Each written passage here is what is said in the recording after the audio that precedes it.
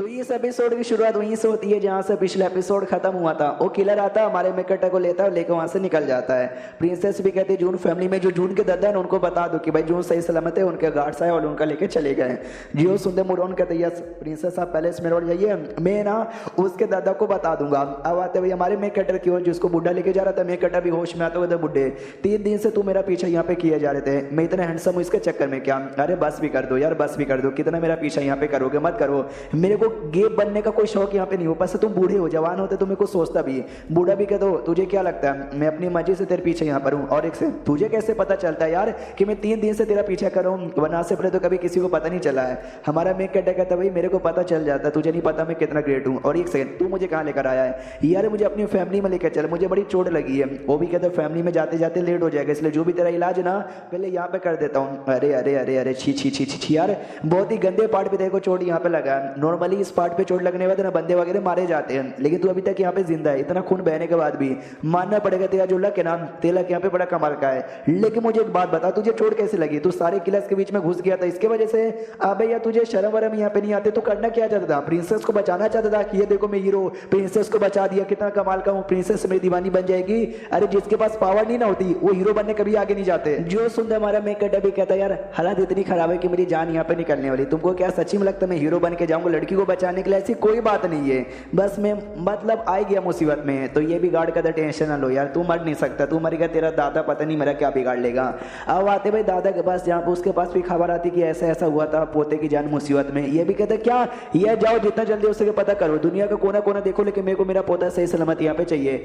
अब आते भाई टांग फैमिली के लीडर की हो, जहाँ पे टांग फैमिली के मोटे ने खबर तो दे दी थी कि यहाँ भी ऐसी ऐसी ऐसी ऐसी बात है, एक यहाँ पे नॉर्थ सिटी गैंग का जो बंदे लोगों ने किया होगा, तो ये भी अपने बंदे लोग के निकल जाता है। ये कहते सुनो उस गैंग के जो भी मेंबर है ना, हर एक मेंबर को पकड़ लो, जहां से किसी को मत माना, हर एक मेंबर को पकड़ो, स्पेशली उसके लीडर को, और उससे पूछताछ हमको करना है। तो जाओ साथी हो, तो सारे साथी आक्रमण करने को तैयार यहाँ पे थे।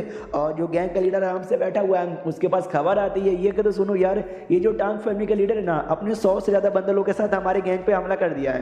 तो ये भी हिल जाता क्या, और लड़ाई ऐसी चालू होती है, और लड़ाई के बीच में हाँ तो एक भी गुंडे को मारा नहीं गया था, सबको पकड़ लिया गया था, और सबसे काफी पूछताछ किया जाता है, लेकिन कुछ भी इंपॉर्टेंट पता नहीं चलता। तो टांग फैमिली के लीडर को भी लगता है क्या कुछ भी इंपॉर्टेंट पता नहीं चला, इनके पास सच्ची में हमारा शोहन पिल नहीं है क्या? उतने में सामने से अटैक हो जाता है। हाँ सामने से भी अटैक होता है, उनके सोल्जर्स लोग भी तीर चलाने लग जाते हैं।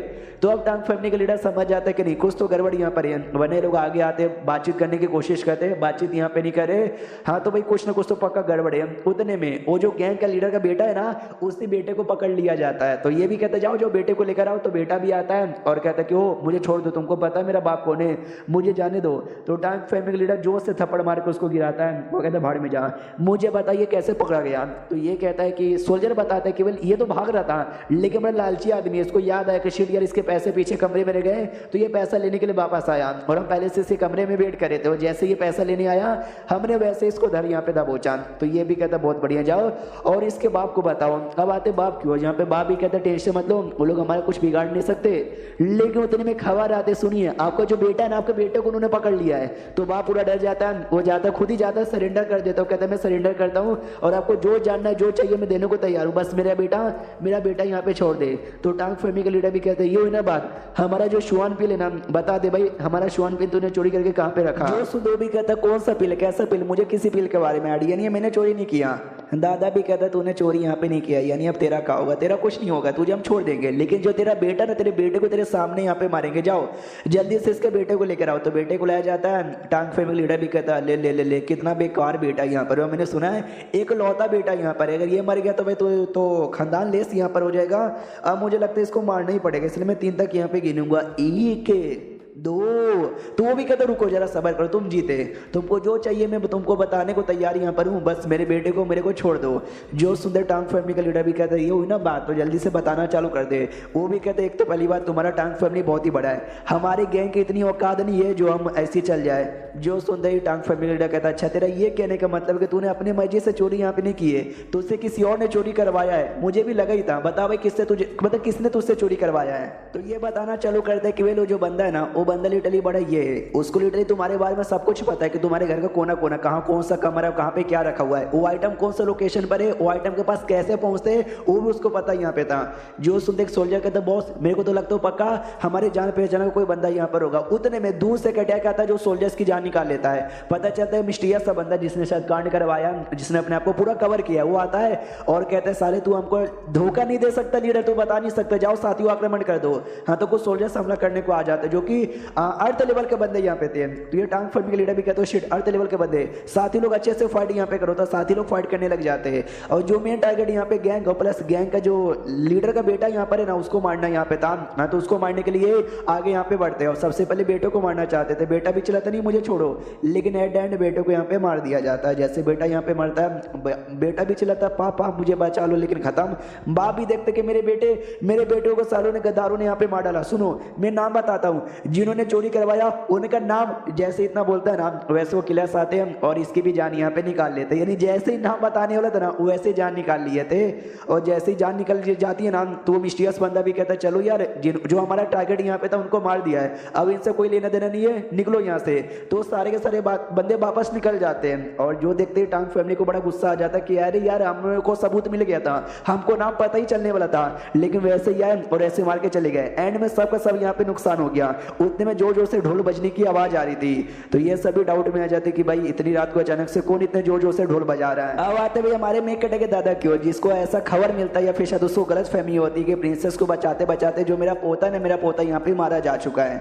हाँ तो बेहोश हो चुका था, होश में आता बेचारा बड़ा सदमे में था कि मेरे दो बेटे यह देश की भलाई करते हुए और फैमिली की भलाई करते करते अपनी जान गंवा दी। तीसरा बेटा बेचारा अपाहिज यहाँ पर हो गया। उसके अलावा मेरे दो पोते बड़े यहाँ पे थे, उन्होंने भी अपनी जान गंवा दी। एक लौता मेरा पोता यहाँ पे बचा था, वो भी प्रिंसेस की जान बचाते बचाते यहाँ पे मारा गया। यानी हमारी फैमिली का जो आखिरी उम्मीद की किरण थी वो भी यहाँ पे बुझ चुका है। हमारी फैमिली ने हमेशा से सबको भला किया, किसी का भी बुरा नहीं चाहा। फिर आई डोंट नो हमारे साथ इतना बुरा काहे को होता है, जब सब कुछ बर्बाद हो ही चुका है मैं अकेले बैठा काहे को हूँ। हमारे जितने भी दुश्मन यहाँ पे थे ना मैं जाता हूँ उनके साथ यहाँ पे जंग करता हूँ, आज आर होगा या तो पार होगा। तो अपने सारे सोल्जर से कहते हैं सुनो सोल्जर्स ऐसी ऐसी बात यहाँ पर है, आज हम किसी से नहीं डरेंगे, फाइट यहाँ पे करेंगे और अपने सारे दुश्मनों से बदला यहाँ पे लेंगे। हाँ तो वही सारे दुश्मनों के साथ निकल जाता है और ये ढोल वगैरह उसी का यहाँ पे बजाया जा रहा था। और देख सकते कितना कूल वे में निकलता है कि जो भी हमारे दुश्मन है सबको रातों रात ही खत्म करना है। अब आते भाई राजा की ओर, जहाँ पे राजा है ना उसको भी ऐसा कुछ तो ढोल वगैरह की आवाज आती है, वो भी डाउट में आता है भाई चल क्या रहा है। एक नौकर को बुलाता हूँ, कहता सुनो आज महल में क्या क्या वो मुझे सारी बातें बताओ। तो ये भी कहती है कि कहता है कि जो प्रिंसेस यहाँ पे थी ना आपकी बेटी, वो आपके पास आना चाहती थी, मिलना चाहती थी, लेकिन आपकी जो बीबी थी ना कोकुमबाई मेंग प्रिंसेस की माँ, उन्होंने मना कर दिया। तो ये भी कहता है क्या उसने मना कर दिया यार, उसने ऐसा कैसे मना किया, जाओ यार कोकुमबाई मेंग को बुलाओ। तो कोकुमबाई मेंग भी आती है, कहती भाई क्या हुआ आपने मुझे काय को बुलाया। तो राजा भी कहता है मेरी बेटी मुझसे मिलना चाहती थी लेकिन तूने मुझसे मिलने से मना यहाँ पे करवा दिया, मगर क्यों मुझे बता। तो ये भी पूरी कहानी बताती कि ऐसा ऐसा हुआ था, अटैक वगैरह हुआ था, लेकिन कोई चोट उसको लगी नहीं थी। यानी मुसीबत से बाहर यहाँ पर है, आप अपने काम में बिजी होते तो आपके पास आती है, आप डिस्टर्ब ना हो जाए, जिसकी वजह से मैंने मना कर दिया। तो महाराज भी कहते हैं मेरी बेटी यहाँ पर अटैक हुआ था, कोई छोटी बात नहीं बड़ी बात है, तूने मुझसे मिलने मना कर दिया, ये तूने गलत यहाँ पे किया। एक काम करो कोकुमबाई मेंग को पकड़ो, पकड़ के जेल में यहाँ पे डालो, बाद में आके मैं देखूंगा। और ये चैप्टर यहीं पे खत्म हो जाता है। हाँ चाइना हो या इंडिया हो या फिर कोई भी ऐसे टाइम हो, राजा अपनी मर्जी से ढेर सारी शादियां कर देते हैं और अपनी मर्जी से फैसला भी सुनाते हैं, चल तू बच्चा पैदा कर, चल तू जेल में जा। हाँ तो छोटी सी बात पे जेल पे डालने को तैयार है, या हो सकता है ये बात छोटी ना हो, आगे चल के बड़ी बात बन जाए, कुछ भी हो सकता है। तो हम मिलते हैं किसी और वीडियो में, जब तक के लिए बाय बाय।